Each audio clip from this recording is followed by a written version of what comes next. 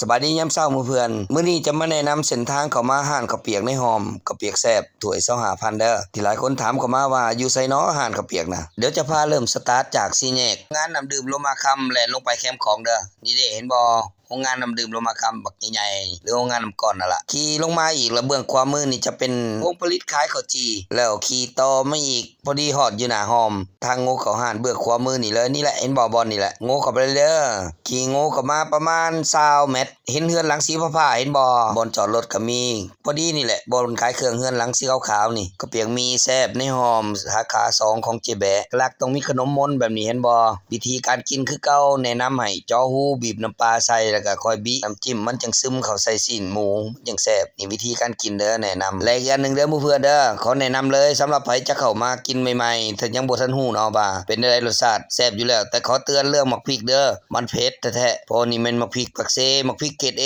ค่อยๆใส่เด้อ